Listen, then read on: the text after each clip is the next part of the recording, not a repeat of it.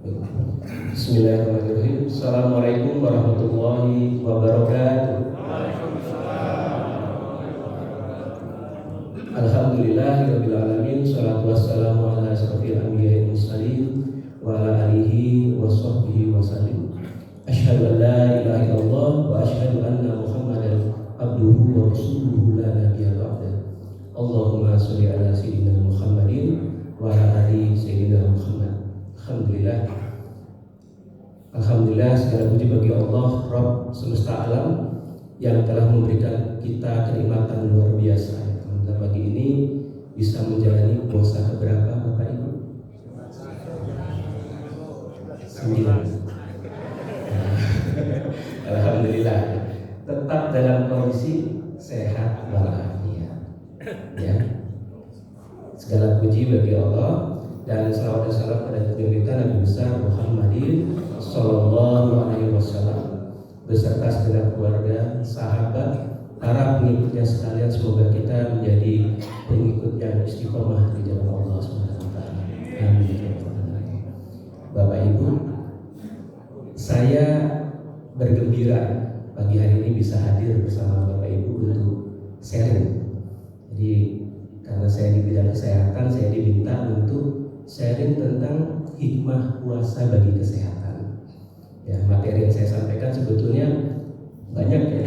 Jadi di PPT ini mulai dari persiapan Ramadan, saat Ramadan supaya sehat dan bugar, tipsnya bagaimana.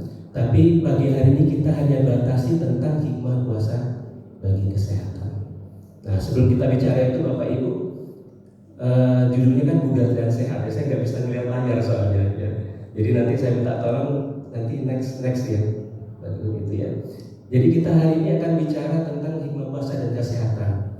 Di PPT itu judulnya bugar dan sehat. Tadi saya menanyakan kabar Bapak Ibu, jawaban Bapak Ibu adalah sehat walafiat.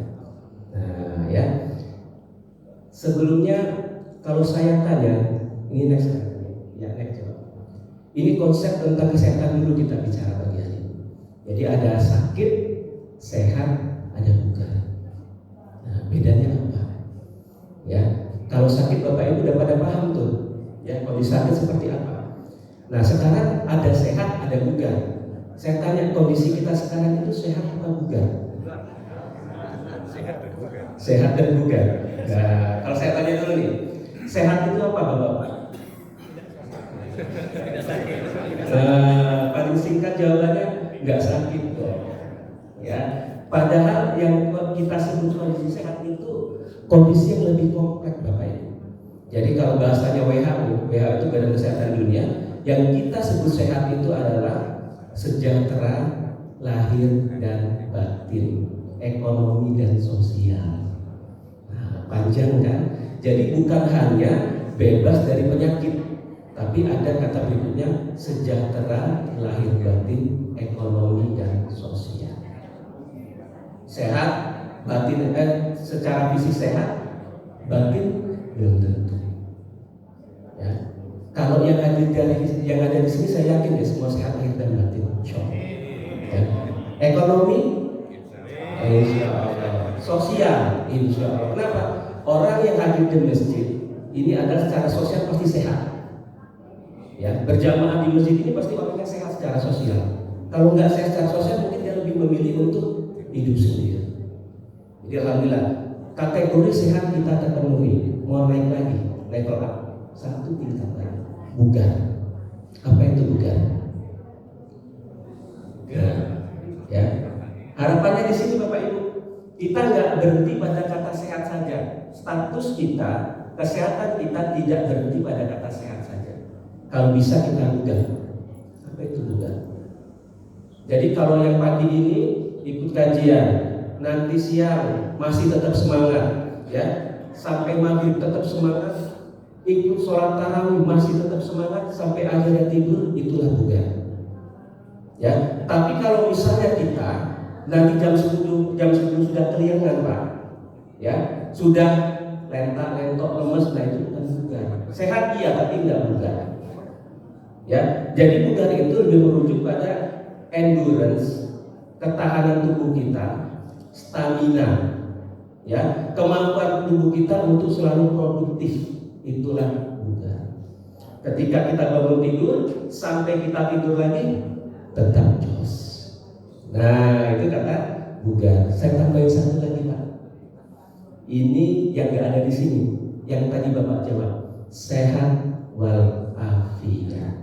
Lebih tinggi dari bugar itu adalah afiat. Apa itu afiat? Ini kayaknya banyak kuis ya ini diajarin sama Prof. Maroni sebetulnya. Ada Pak Budi Harjo di sini, rekan-rekan saya juga, alhamdulillah ketemu di sini, masya Allah ya. Jadi kalau kita selalu dalam kebaikan akan selalu ketemu di dalam frekuensi yang sama Pak, insya Allah Pak. Ya. Apa itu afiat?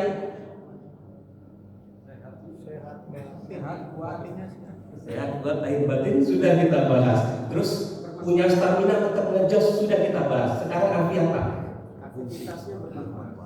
Iya betul Pak Budi. Jadi kalau kita bicara sehat, bugar, produktif, lebih pada ke arah diri kita pribadi. Tapi ketika kita bicara afiat, maka sehat dan bugar kita itu bermanfaat buat orang lain. Ya, afiat, nafi'ah, mufidah itu berangkat kata yang sama, artinya bermanfaat. Nah pagi hari ini ya kita berdoa semoga kita nggak hanya sehat dan bugar tetapi juga afiat. Ya. Next. Nah status kesehatan kita bapak-bapak, ibu-ibu ini ditentukan oleh ini ya, banyak faktor. Ya coba next. Ada olahraga kita bagaimana gitu ya, terus juga bagaimana status yang lain, mental, sosial, lingkungan itu semua sangat berpengaruh dalam kesehatan kita. Ya, sehingga ketika itu semuanya baik, maka status kesehatan kita akan jadi baik juga. Next.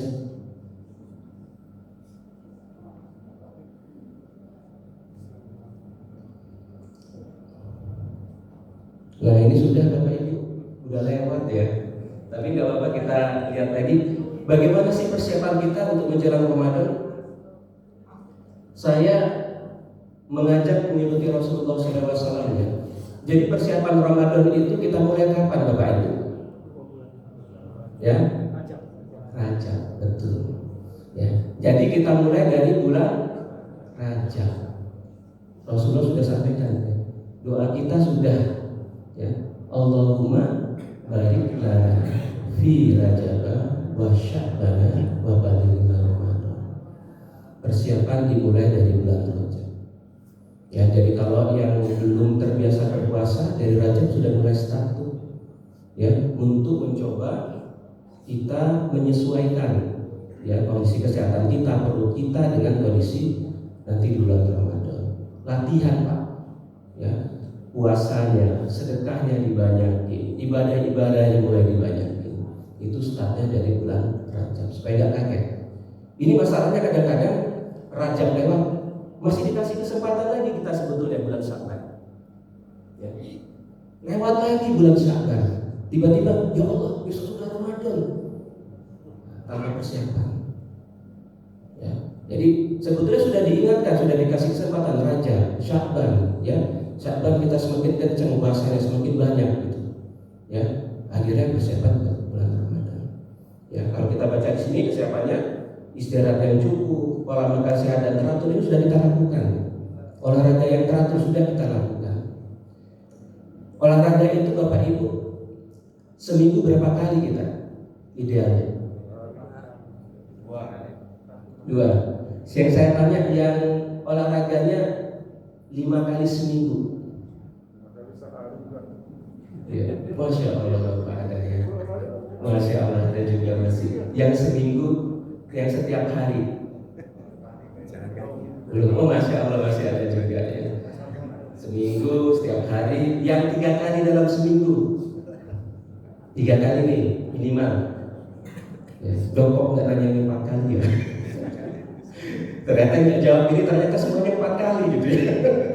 Jangan tanya 3 kali enggak, tanya 5 kali enggak ya. Ternyata 4 kali ya.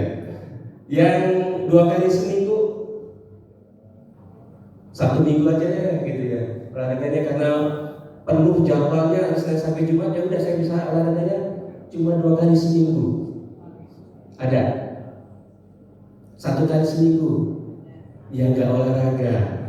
Nah, ya gimana sih kita mengatur dalam olahraga di Bapak Ibu sebelum masuk ke materi yang intinya itu bahasa kesehatan. Ya, olahraga itu kalau dari kesehatan itu adalah 150 menit dalam satu pekan ideal. 150 menit dalam satu pekan. Tapi nggak bisa Bapak Ibu dalam satu hari 150 menit terus-terusan, nggak boleh juga. 150 menit ya itu adalah 30 menit minimal dalam satu hari, 30 sampai 60 menit sehari. Artinya 5 kali dalam seminggu. Ya, minimal lagi 90 kali per menit. Setara dengan 3 kali seminggu. Ya, paling baik setiap hari. Nah, ya. Jadi kalau misalnya belum, berarti kita secara olahraga belum terpenuhi itu Bapak Ibu. Ya, untuk olahraga. Ya. Jenisnya apa? Kalau usia 40-an seperti kita, ya saya 40-an juga sama dengan Bapak Ibu. Apa jenis olahraga yang paling baik? Jalan sehat. Terus apa lagi? Jogging. Terus apa lagi? Pedal ya. Lagi ngetop di pedal, apa pedal gitu ya. Ya. Pedal boleh nggak? Pedal boleh nggak? Saya tanya pedal boleh nggak Bapak? Tiba-tiba kita jadi pedal gitu, mempedalkan diri ya. Lagi ngetop-ngetop ya udah kita ikutan aja pedal juga gitu. Oh, boleh nggak? Kalau kita mulai dari usia 40-an jangan Pak. Ya. Jadi mau lari jogging pun kalau misalnya kita belum terbiasa dari usia sebelumnya jogging, jangan. Ya. Kecuali kalau memang dari dulu sudah terbiasa jogging futsal sampai 40-an mau jogging futsal silakan aja. Tapi kalau dari 40-an sudah baru mau mulai futsal, mau pedal, mau tenis ini agak susah. Ya, karena kemampuan diri kita belum terbiasa dengan itu. Ya, paling sehat jalan sehat. Jalan sehat, lari-lari kecil ya jogging misalnya. Panduannya gimana sosial 40 tahunan? Bagusnya sih memang terukur pakai jam, ada jam olahraga ya. Ya, denyut nadi kita ketika olahraga itu sekitar 120, 130. Itu denyut nadi yang masih bisa kita tolerir ketika usia 140. Dan kondisi kita sehat ya Bapak Ibu. Kecuali ada penyakit khusus. Itu lagi nanti beda bahasanya. Nah, tapi kalau tanpa jam yang untuk olahraga itu Bapak Ibu, itu cukup ketika olahraga kita bisa, misalnya kita lagi sama temen nih jalan cepat ya atau jogging, masih bisa ngomong dengan baik. Apa kabar? Kalau misalnya apa kabar, bagaimana masih bisa ngomongnya enak sambil berjalan sambil lari-lari kecil, itu artinya masih bagus. Tapi kalau kita sudah terengah-engah, nah itu sudah middle to high. Ya, intensitasnya sudah sedang sampai ke tinggi, itu nggak bagus. Ya, mau naik sepeda, mau jalan, mau lari-lari kecil, ketika kita masih bicara masih enak, ya, denyut tadi sekitar 120-an, nah itu yang kita inginkan. Ibu-ibu suka tanya, Dok, saya kalau ke dapur itu bisa sampai setengah 1 jam, itu termasuk olahraga nggak? Udah mungkin ambil sutil di sana, ambil garam di sana, nyuci piring terus kompornya di sana. Emang sengaja saya jauhin dong supaya saya bisa olahraga muter-muter dapur gitu. Ya. Masuk nggak? Tadi saya bilang yang disebut olahraga apa? Denyut nadinya 120, 130, ya bisa diukur begini. Nah, jadi kalau misalnya memang Bapak, Ibu-ibu di dapur itu denyut nadinya bisa sampai 120, ya itu olahraga. Tapi kalau enggak, ya. Walaupun misalnya Ibu keliling dari dapur ke ruang tamu beberapa kali, ya. Kalau memang denyut nadinya bisa sampai 120 itu olahraga. Ya, ada teman saya dia nggak sempat keluar, tapi dia keliling. Memang sengaja olahraga muter-muter. Ibu denyut nadinya 120, itu olahraga. Ya, tapi kalau enggak, ya sama aja kayak aktivitas biasa, berdiri ya. Tapi itu akan aktivitas tetap. Nah, ini kadang-kadang itu 30 menitnya dari mana? Mulai dari niat Bapak-bapak. Udah niat pakai pasang sepatu, udah dihitung 1 menit. Ya, Padahal kita yang disebut olahraga ketika sudah sampai denyut nadi olahraga itu baru kita hitung 1 menitnya. Nge-gym misalnya ya, pakai apa namanya? Treadmill, ya, treadmill. Begitu mencapai 120 menit denyut nadi, nah itu kita hitung 30 menitnya seperti itu. Nah, ini menghitung denyut nadi untuk olahraga. Baik, lanjut ya. Olahraga sudah, positive thinking, perhatikan kebersihan personal dan berbanyak puasa sunnah pada Rajab dan Sya'ban. Selanjutnya, next. Nah, ini bukan kata saya ya. Sumu tasihu. Berpuasalah maka kamu akan sehat. Ini luar biasa ya. Perintah seperti ini munculnya sudah dari 14 abad yang lalu. Penelitiannya baru abad 18-19. Rasulullah sudah ngomong duluan, puasalah maka sehat. Ya, jadi ketika kita belajar tentang Rasulullah Bapak Ibu, kan ada Tibun Nabawi, pengobatan ala Rasulullah SAW dan seterusnya. Bicara tentang Rasulullah, ya, bicara tentang Rasulullah itu lebih pada ya cara Rasulullah untuk tetap sehat. Kenapa? Rasulullah sehat, sakitnya cuma 2 kali. Ya, Rasulullah sakitnya cuma 2 kali. Lah kita, ya, lah kita gimana coba? Rasulullah sakitnya cuma 2 kali. Ketika belajar tentang biografi Rasulullah, mempelajari tentang Rasulullah, maka yang kita pelajari adalah cara sehat ala Rasulullah. Rasulullah olahraganya gimana, makannya gimana, tidurnya gimana, itu yang kita pelajari.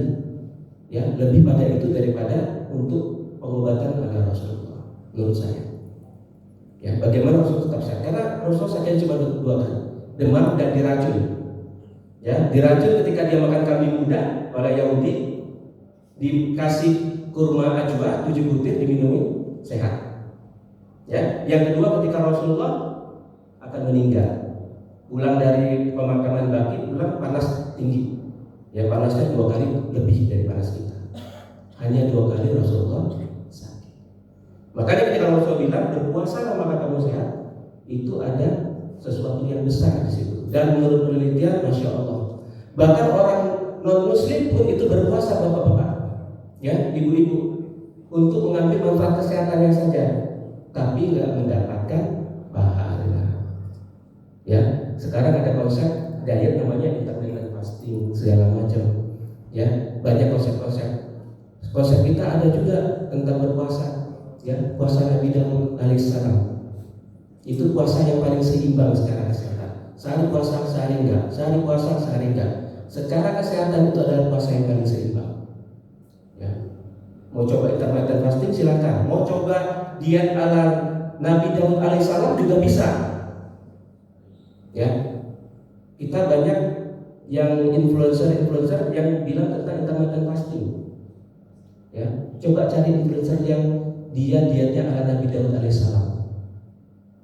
Ya, padahal itu adalah diet ataupun berpuasa yang paling seimbang. Seterusnya apa? Puasa selanjutnya Senin Kamis.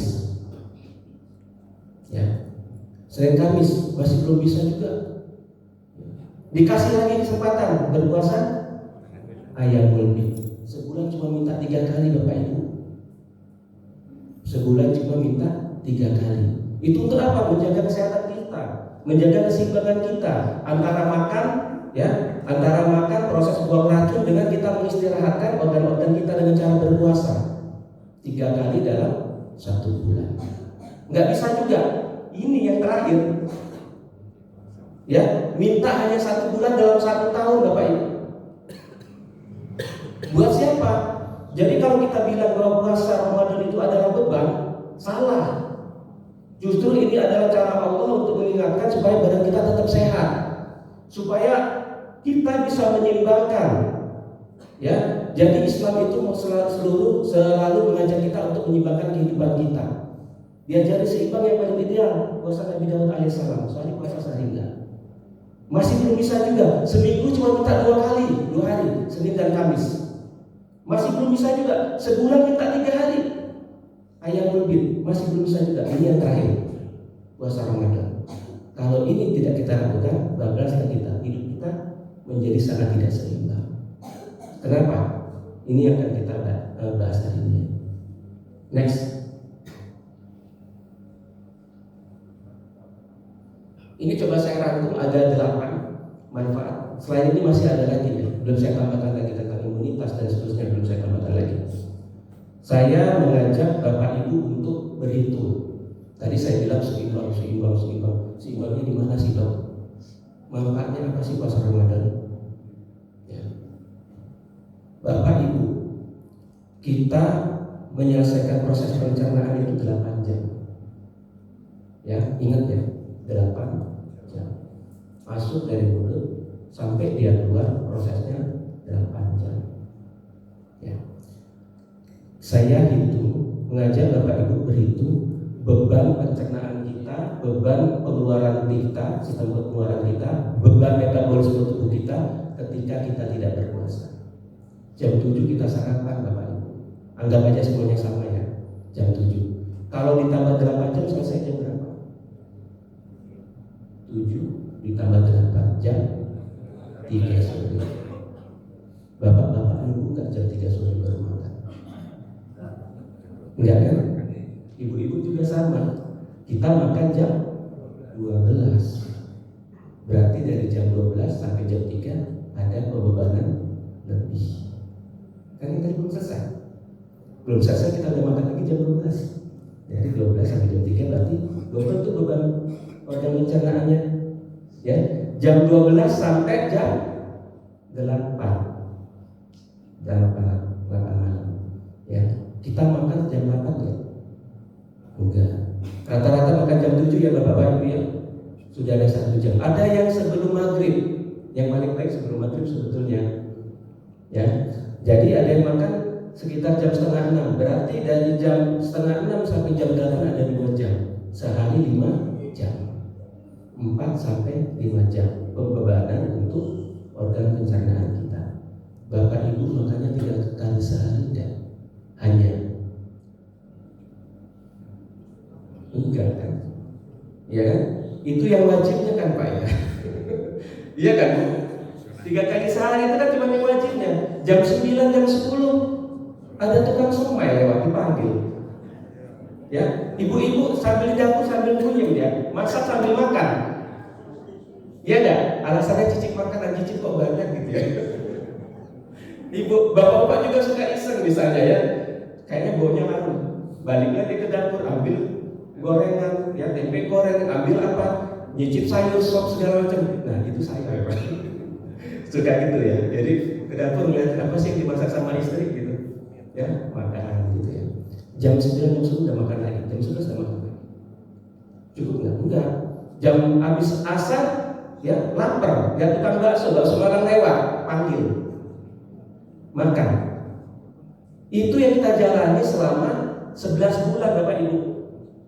Ya, jadi artinya ini organ pencernaan ini nggak pernah istirahat Bapak Ibu. Ya double terus kerjanya. Istilahnya kapan? Kalau kita selesai jam 8 nggak makan lagi, nah itu istirahat aja. 8 tambah 8 16 jam 4 subuh dan baru dia istirahat kosong. Sedikit sekali dalam 1 hari. Sisanya adalah pembebanan double. Sekarang ketika kita berpuasa, sahur jam 4 ya. Ya. Ada juga yang sahurnya jam 2. Ya. Boleh nggak? Ya boleh ya. Tapi tidak mengakhirkan sahur, nggak guna sebetulnya. Ya. Apalagi nggak sahur, lebih nggak guna lagi Bapak Ibu. Ya. Kalau kita bicara tentang sahur ini, saya kuat kok dong puasa nggak sahur. Bukan masalah kuat nggak kuat Bapak Ibu, mungkin kuat, ya. Tapi kita mencari sahur adalah terutama mencari keberkahan. Dalam sahur ada keberkahan. Mengakhirkan sahur itu adalah sunnahnya Nabi, sunnah Rasulullah SAW. Secara kesehatan apa manfaatnya? Secara kesehatan mengakhiran sahur itu adalah mengakhirkan supaya cadangan energi kita lebih banyak, ya, supaya bertahan lebih lama, ya. Jadi kenapa nggak sahur? Kenapa sahur dilakukan jam 2? Ya, lakukan sahur jam setengah 4 jam 4. Ya, Sisanya jam 4 misalnya udah selesai, kita punya waktu untuk istighfar, ya, ke masjid. Sambil menunggu ke masjid kita bisa beristighfar, tilawah banyak-banyak, ya kan? Kita sahur jam 4 Bapak Ibu, selesai jam berapa? Pencernaannya 4 tambah 8, 12. Dari 12 gak makan lagi ya, gak makan lagi. Setidaknya dari jam 12 sampai jam 6 ada 6 jam organ pencernaan kita istirahat. Ya, apa yang saya bilang tadi masalah keseimbangan itu memang terjadi Bapak Ibu. Masya Allah. Ketika kita berpuasa 1 bulan, ya, 6 jam tadi istirahat minimal, itu akan membuat organ pencernaan kita, ibaratnya kalau misalnya kita servis mobil cuma bisa 1 kali dalam 1 tahun, itu di-tune up, ya, diservis habis-habisan sebelum kita balik mudik lebaran. Jadi setelah itu ngejos lagi mobil kita, enak ya, spuringnya enak ya, ini ngejepisnya enak, remnya enak gitu ya, pokoknya nyaman lah. Itu tubuh kita kan selesai Ramadan, ya. Ada janjinya, tapi nanti janjinya saya bilang di belakang. Ya, selesai Ramadan begitu harusnya. Mobil kita ibarat baru lagi, badan kita ibarat baru lagi, segar kembali. Ya, jadi dengan puasa ini kondisi pencernaan kita akan balik, ya, seperti baru lagi, Masya Allah. Makanya saya bilang jangan jadikan puasa sebagai beban. Puasa ini adalah cara Allah untuk memberikan kita nikmat kesehatan. Ya. Nah sekarang tadi untuk pencernaan, untuk organ pembuangan gimana Bapak Ibu? Sama.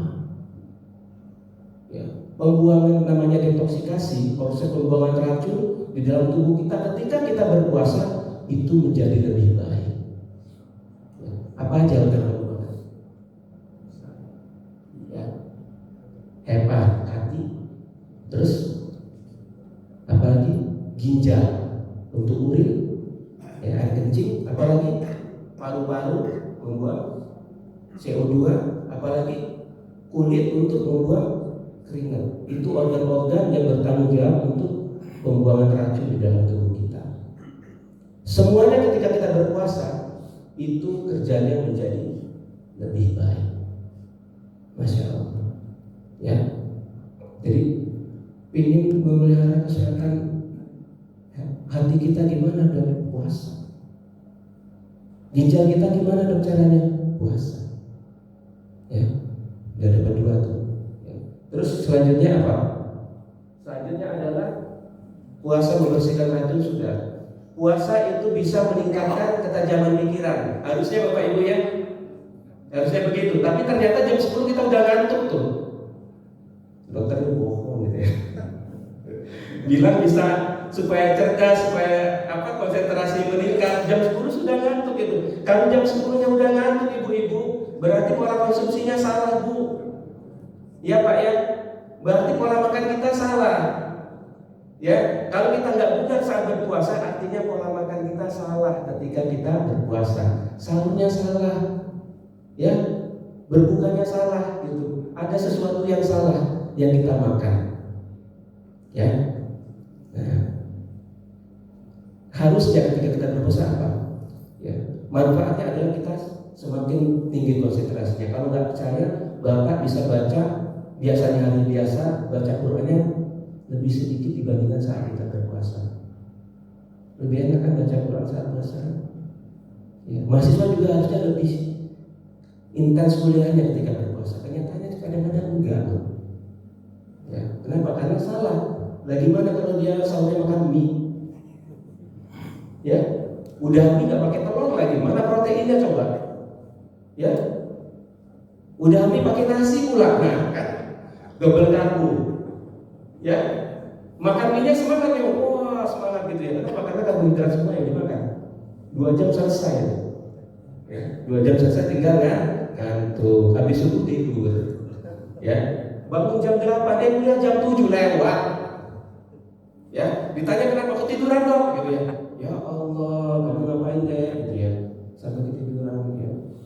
Ya, pola konsumsinya salah gitu, salah satunya. Ya, harusnya ketika kita berpuasa apa? Ya, kita menjadi lebih semangat. Ngapal Qurannya lebih mudah, tilawahnya lebih mudah. Salah satunya. Kenapa? Karena gula darah, glukosa ini ya, yang hasil proses pencernaan kita sahur tadi itu dimanfaatkan betul untuk otak, buat konsentrasi otak. Bapak Ibu, ngantuk itu masalahnya di mana coba? Ngantuk itu masalahnya cuma dua kan? Apa masalahnya? Kekenyangan. Oke ya. Apalagi ngantuk kira-kira masalahnya apa? Makanya kalau kita ngantuk sudah ngapain? Tarik nafas dalam. Atau apa? Kalau anak-anak kuliah saya suruh makan permen. Ya boleh kalau makan permen kuliah saya. Ya asal jangan makan kerupuk rame. Ya. Makan permen apa? Masalahnya cuma dua kalau ngantuk ya. Makanya terapinya tadi dua juga Pak. Hirup napas dalam-dalam, banyak-banyak atur napasnya, atau makan yang manis. Kenapa? Ngantuk itu pertama karena kurang oksigen. Ya, oksigenisasi ke otaknya kurang, nyampe ke otak kurang. Makanya suruh naik napas dalam-dalam, gerak-gerak badan untuk meningkatkan oksigenisasi. Atau makan permen, nambah glukosa, gula darah. Ya, kalau misalnya ngantuk saat berpuasa berarti glukosa gula darahnya kurang di otak, Bapak-bapak, Ibu-ibu. Yang salah apa? Pola makannya. Kemungkinan besar. Sahurnya sahur apa tadi? Ya, gitu. Kalau tarawihnya ngantuk, bukannya buka apa tadi? Ya, gitu ya. Terus apa lagi? Oke, proses penuaan, ya, mencegah bukan mencegah, apa? Ya, memperlambat proses penuaan. Kenapa? Ya, jadi kalau ibu-ibu pengen cantik, ya, pengen awet muda, ya, bapak-bapak juga sama gitu ya. Dok kan, rasanya apa dok supaya kelihatan terus segar gitu sedang mungkin salah satunya puasa. Yang kedua, sholat. Ya, ini kalau muka selalu kena air wudhu, kulit selalu kena air wudhu, itulah rahasianya. Nggak perlu kita operasi plastik Bapak Ibu, ya.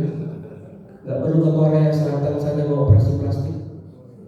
Ya, Korea menawarkan wisata operasi plastik, wisata sedot lemak, ya, udah lengkap itu pokoknya paket-paketnya Bapak Ibu, ya. Dari sana itu udah mancung, dagu sudah tirus, pipi sudah dikurangi ininya, ya, nggak perlu, ya. Kita nggak perlu cantik-cantik amat, ganteng-ganteng amat, tapi enak dipandang, ya. Mukanya enak terus dipandang, ya, nggak hitam-hitam amat, nggak putih-putih amat gitu ya, tapi enak dipandang gitu ya. Hitam nggak enak dipandang, nggak enak Pak. Putih juga sama gitu, sama aja. Ya, nah seorang muslim itu akan ketara ketika dia sering sholat dengan enggak, mukanya enak cerah terus. Ya, lihat orang ini muslim nih, kenapa? Kelihatan dari mukanya. Orang yang selalu terkena air wudhu kelihatan. Mau tambah lagi satu lagi, puasa. Rajin puasa itu kulitnya akan segar. Kenapa? Pada saat kita rajin puasa, setiap sel tubuh kita ini Bapak Ibu ya, sebelum kita ke situ, dia punya siklus sel namanya.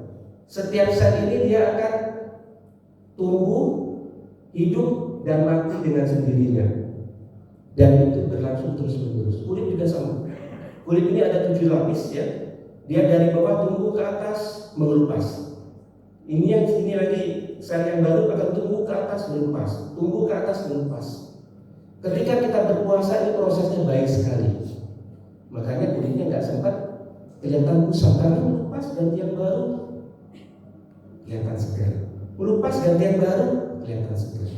Ya, makanya orang yang berpuasa kulitnya kelihatan ngecering terus, segar terus. Walaupun mungkin sudah 40, 50, Masya Allah. Ya, ketika kita puasa. Yang lain juga sama Bapak Ibu. Ya, sel-sel ginjal, sel-sel tubuh kita semuanya kita berpuasa proses pergantiannya dengan sangat baik. Kalau misalnya sel ini nggak mati-mati, apa yang terjadi? Kanker. Kanker itu selnya nggak mati Bapak Ibu. Ya, dia melanggar sunatullah. Ya, makanya kalau kita berpuasa, salah satunya bisa mencegah kanker. Karena proses pergantian sana baik sekali. Ya. Jadi kalau mau cantik tadi wudhu, sholat ya, dan berpuasa. Apalagi manfaatnya? Manfaatnya itu adalah ya proses untuk penyakit degeneratif ya, ada hipertensi, kencing manis ya, penyakit jantung. Ini sangat baik ketika berpuasa. Kenapa? Itu jalan di depan kita ini ya, jalan Kemiling ini, apa? Jalan Cilitiro ya. Cilitiro ini kalau jam 9 kan lengang ya Bapak Ibu ya. Saya kesini nggak sampai 10 menit dari Pramuka, cepat. Tapi kalau jam 5 sore, jangan macam-macam. Sekarang juga banyak jajanan di situ ya. Ini luar biasa nih, jalan sudah saya ingat sama Zera Pagar Alam ya. Depan Unila itu Masya Allah. Saya telat 1-2 menit dari jam 4 aja keluar dari Unila. Lebih baik pulang jam setengah 6 ya. Pak Budi tahu benar Unila itu. Belum RSPTN, nanti kalau sudah ada Masya Allah itu jalan bakal macet banget gitu. Nah, jalan depan kita jam segini itu Bapak Ibu, itu kondisi pembuluh darah kita ketika kita berpuasa. Jam 5 sore nanti itu kondisi pembuluh darah kita ketika tidak berpuasa. Artinya apa? Ketika jam 5 itu ibarat pembuluh darah penuh semua, itu jantung itu kerjanya luar biasa tuh, mompanya. Ya, beban jantung berat, apalagi sudah punya hipertensi. Ya udah, pembuluh darahnya sempit, hipertensi pembuluh darahnya lebih sempit Bapak Ibu. Apalagi di situ kalau sudah ada kolesterol juga, sudah sempit, terus ada juga nggak rata dia karena ada lemak yang bertumpuk di pembuluh darah. Ya, isinya banyak pula, jantung itu luar biasa. Makanya tensinya tinggi terus. Nah, ketika berpuasa itu lengang, walaupun dia hipertensi dia, ya. Makanya saya punya pasien dulu, saya pernah kerja di klinik Zakat Musri. Itu pasiennya ribuan. Saya melayani bisa sehari bisa sampai ratusan. Ya, ada kelebihannya di situ. Ya walaupun pasien banyak gitu ya. Kelebihannya adalah pasiennya loyal. Loyal itu gini, ya penyakit yang hipertensi kontrolnya 2 minggu sekali datang terus itu. Ya, saya bisa monitor kondisi pasien dengan baik. Yang kencing manis. Ada pasien sudah saya kasih sampai 2-3 kali kombinasi obat hipertensi itu stabil Pak, stabil tinggi 180. Ya, coba dikasih terus. Ketika puasa turun jadi 150-an, stabil 150. Ya, bertanya kapan?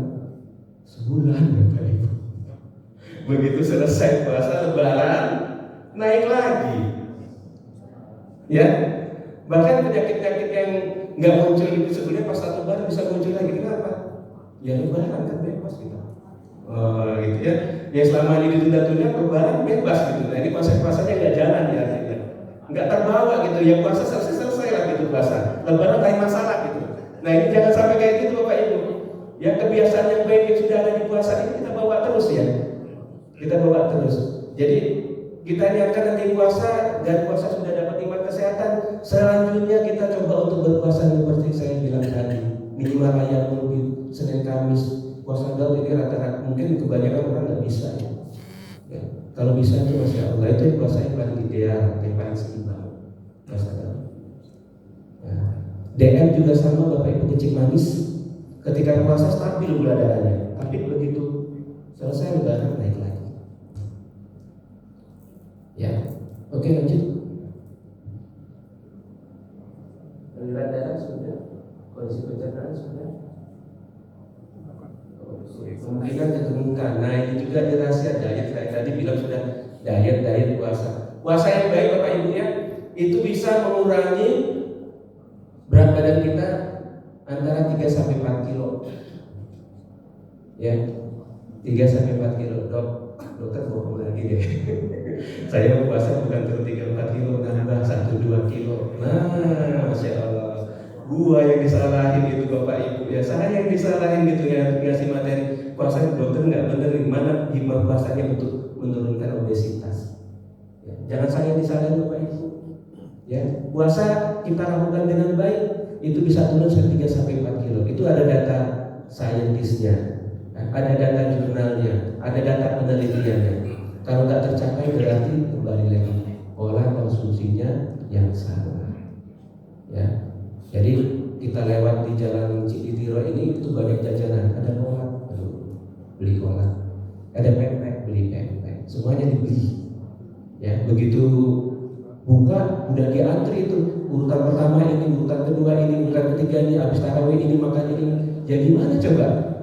Ya, sebenarnya itu hanya memindahkan makan 3 kali sehari tadi ya. Jadi sahur terus duanya ditaruh di belakang gitu.